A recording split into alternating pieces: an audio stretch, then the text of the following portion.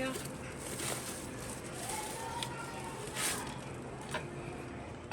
चार प्लेट लो।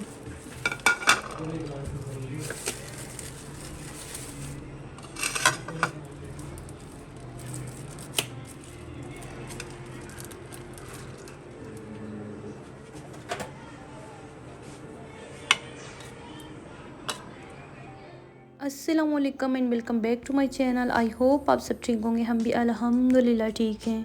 तो आज मेरा छुट्टी के दिन का व्लॉग था और नाश्ते के बाद जो है ना मैंने फ़ौरन काम स्टार्ट कर लिया, क्योंकि छुट्टी के दिन काम वाली तो आती नहीं है।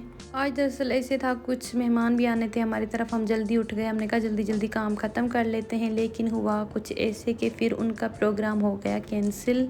तो फिर वो लोग तो नहीं आए, लेकिन सही है, उनकी वजह से हमारा काम जल्दी ख़त्म हो गया, क्योंकि हमने सोचा जल्दी जल्दी काम ख़त्म कर लेते हैं, फिर खाने वगैरह की तैयारी कर लेंगे। तो यहाँ पे मैंने किचन की अच्छे से नीट क्लीनिंग की थी, और जो है ना बड़े बड़े बर्तन जो होते हैं ना हम ऊपर धोते हैं। बर्तन बड़े बड़े होते हैं ना, बिरयानी वगैरह बनाई थी रात में, तो वो बड़े बड़े बर्तन यहाँ पे धोना मुश्किल लगते हैं ना, तो खुली जगह होती है ना ऊपर, तो वहाँ पे बैठ के जो मैंने जगह बनाई हुई है कपड़े वगैरह धोने की, तो वहाँ पे धो लेती हूँ। बड़े बड़े पतीले वगैरह यहाँ पे मुश्किल से धुलते हैं, सही से साफ़ नहीं होते ना, तो चाय के दूध बच्चे पीते हैं तो शेक वगैरह, ये प्लेटें व्लेटें यहाँ पे धो लेती हूँ मैं। अभी तो इतना सारा ढेर था बर्तनों का जो कि मैंने वो ऊपर धोया था अलग से। तो मैं यहाँ पे किचन साफ़ करने में लगी हुई थी, और मेरी बहन अलग से डस्टिंग में लगी हुई थी। फिर उसने झाड़ू वाड़ू लगाया, मैंने अच्छे से किचन को साफ़ कर लिया। और छुट्टी के दिन थोड़ा सा ये हो जाता है कि देर से सोते हैं ना, तो फिर उठने का भी टाइम जो है ना पता नहीं चलता। नाश्ता करो और काम करो तो आधा दिन तो यहीं पे गुजर जाता है। अच्छा, जब आप ऐसे बैठे हुए होते हैं ना तो कितनी थकन थकन हो रही होती है। जब काम थोड़ा सा हाथ डालो ना काम में, तो फिर दिल करता है करते जाएं करते जाएं। जब तक हाथ ना डालो बैठे रहो तो तबीयत जैसे अजीब अजीब होती है, लेजी फील होता है, बिल्कुल थकावट सा। और जैसे ही ना हम काम स्टार्ट करते हैं एकदम से एक्टिव हो जाते हैं, और दिल करता है करते जाओ करते जाओ। और फिर बैठो ना, फिर ऐसे लगता है कि अब दिल नहीं कर रहा काम करने का, तो मैं बैठती नहीं हूँ। मैं सारे काम ख़त्म करके फिर बैठ रही होती हूँ, ताकि जो है ना मैं फिर से ऐसे जो है ना थकावट वाला बंदा वो ऐसे होता है कि अभी फिर नहीं हो रहा, तो एकदम से सारे काम ख़त्म कर लो और फिर जो है ना सुकून से बैठो।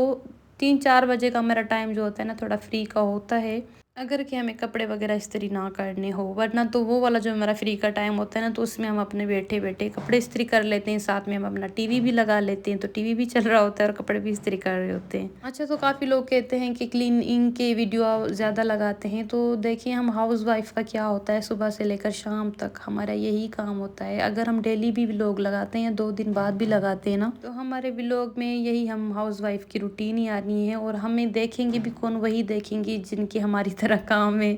जब मैं व्लॉगिंग नहीं कर रही होती थी ना, तो पता है जब भी मैं इस तरह की व्लॉग देखती थी ना, हम इतना दिल करता था मेरा काम करने का। मैं कहती थी इसी तरह मैं भी अपनी किचन को साफ़ करूँ। इस तरह क्या होता है, मोटिवेशन मिलती है ना, आपको दिल करता है देख के कि इस तरह मैं भी सेटिंग करूँ। तो मैं इसी तरह उनको फॉलो कर रही होती, अपना किचन साफ़ कर, उनके जो टोटके बताए हुए होते हैं कि किस किस तरीके से हम अपने घर को सेट कर ले सकते हैं। रेसिपियाँ, बहुत सारी चीज़ें व्लॉग से सीखने को मिल जाती है। मैं तो काफ़ी सीखती हूँ। मैंने तो अभी स्टार्ट किया है, लेकिन मैं व्लॉग देखती काफ़ी टाइम से हूँ। तो ऐसे होता था ना, तो मैं भी फिर देखती थी रेसिपी वगैरह। तो हम अभी तक शेयर देखते हैं, लेकिन फिर इस तरह की चीज़ें बहुत सीखने को मिल जाती है ना।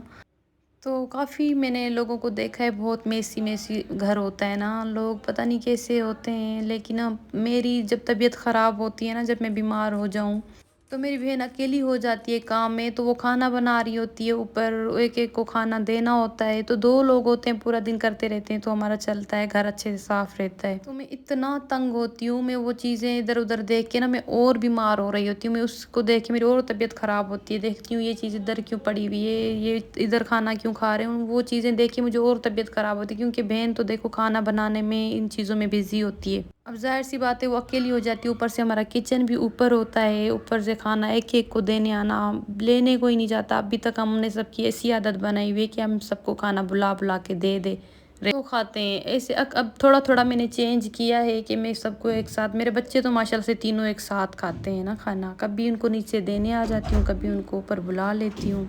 यहाँ पे देखें मैंने अपने किचन को ना इस तरह खुद साफ़ करती हूँ ना, नीचे वाला माशाल्लाह से बहुत साफ़ रहता है। इस तरह जो है ना मेरा चूल्हा, ऊपर जो है ना काम वाली करती है, तो वो थोड़ा अच्छे से नहीं करती। फिर वो जिस दिन छुट्टी करती है तो हम खुद कर लेते हैं ना। जब हम खुद कर रहे होते हैं इतना दिल खुश होता है, किचन को देख देख के दिल करता है खाना बनाने का। वो काम वाली पता नहीं कैसे ना डिम डिम मेरी जो स्लिप है ब्लैक कलर की, उस पर मैं कहती हूँ आंटी आप कपड़ा लगाती है तो शाइन क्यों नहीं आ रहा होता।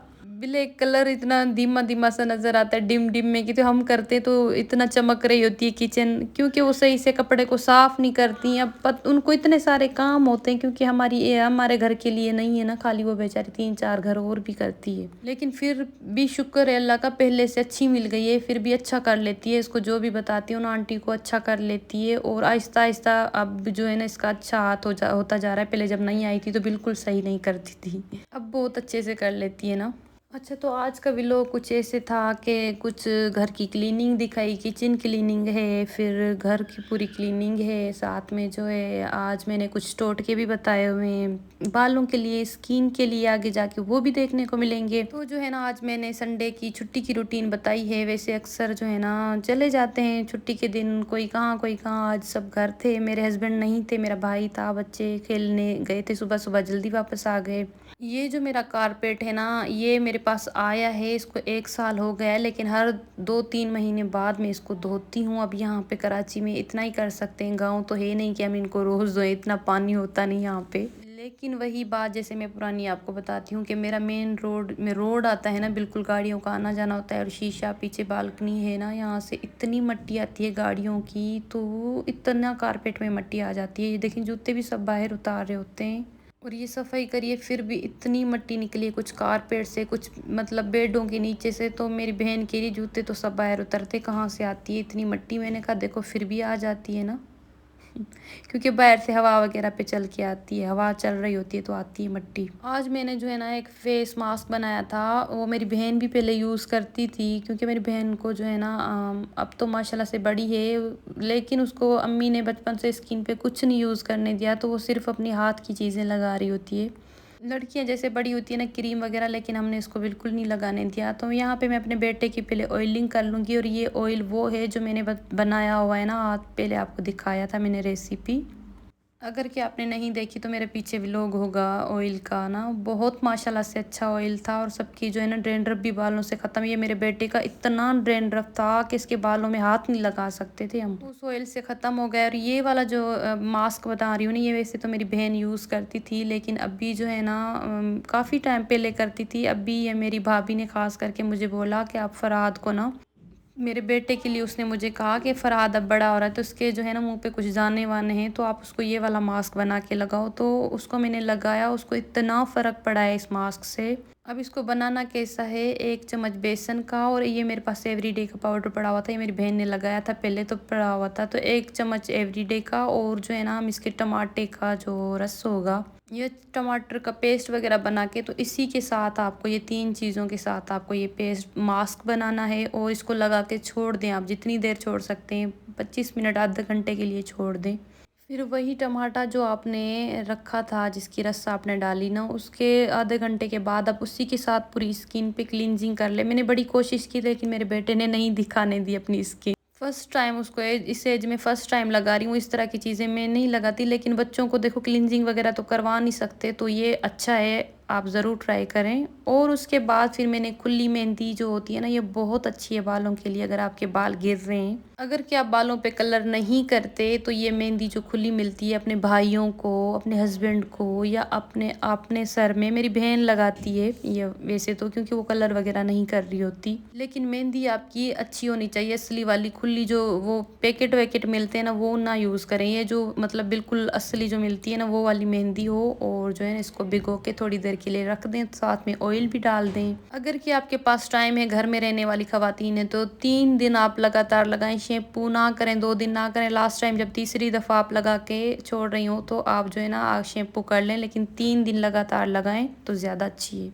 और फिर यहाँ पे हमारा व्लॉग एंड होने जा रहा है, हम इवनिंग के टाइम पे खा रहे हैं समोसे।